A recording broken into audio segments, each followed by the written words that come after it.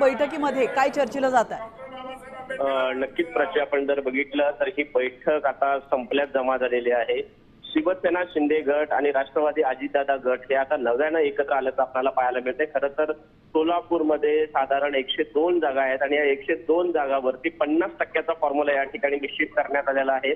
त्यामध्ये 51 जागा ह्या शिवसेना शिंदे गटाकडून लढवल्या जातील, तर 51 जागा या राष्ट्रवादी अजितदादा गटाकडनं लढवल्या जातील. खरं तर सुरुवातीला आपण जर बघितलं तर भाजपसोबत शिवसेना शिंदे गटाची चर्चा त्या ठिकाणी चालू होती. मात्र भिस्त घोंगडा आणखी किती दिवस भिजत ठेवायचं असा प्रश्न शिवसेना शिंदे गटाच्या कार्यकर्त्यांना पडला, कारण त्यांनी जो प्रस्ताव दिलेला होता तो जवळपास 42 नक्कीच विश्वभूषण, धन्यवाद तुम्ही दिलेल्या महत्त्वपूर्ण माहितीबद्दल.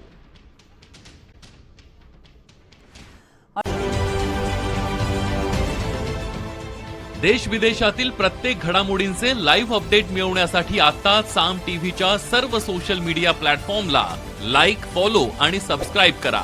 तसंच सर्व नोटिफिकेशनसाठी बेल आयकॉन प्रेस करायला विसरू नका.